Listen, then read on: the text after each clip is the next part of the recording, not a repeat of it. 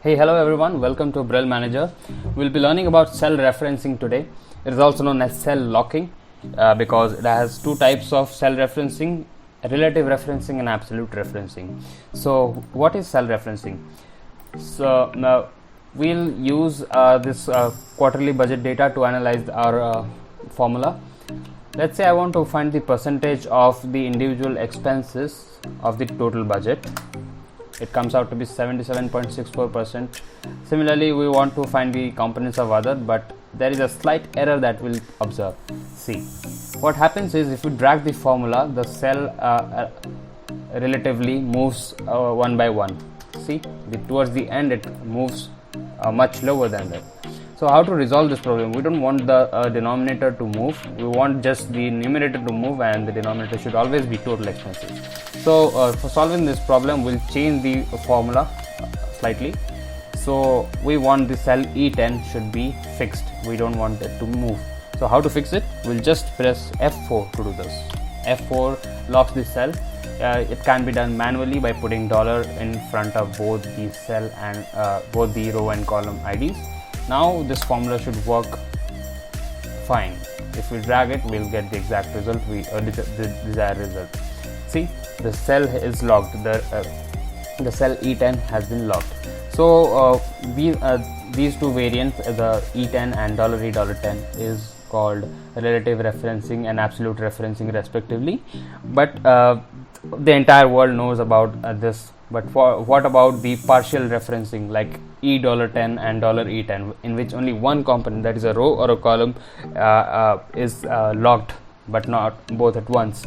So being managers and MBA students, you'll be using these two formulas, which are very rare, and it will solve a lot of problems.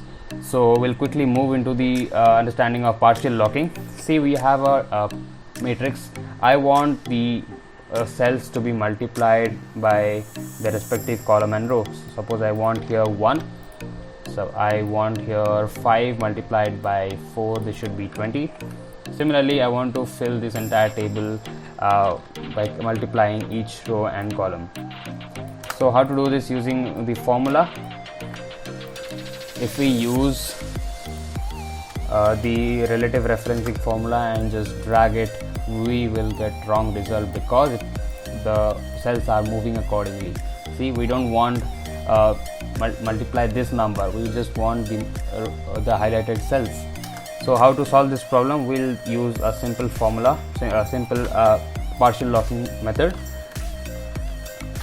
We'll change the formula, the cell IDs. What we want is the highlighted cells in blue. I want this cell to move only across this row, so I'll lock the row only. So C2 has to be $2, so that the row is locked. Now the cell red has the freedom to move only across this column, so $B has to be locked. We have locked column B and row 2. This will solve our problem. If we drag this formula, we will get the desired result.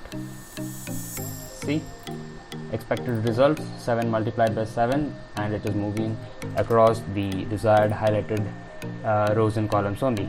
So this is one of the applications of partial locking. You will find in huge data sets that will be using only one component of the cell to be locked and the other is free to move. So please let me know how do you like this video and what else can be applied in this using this partial locking.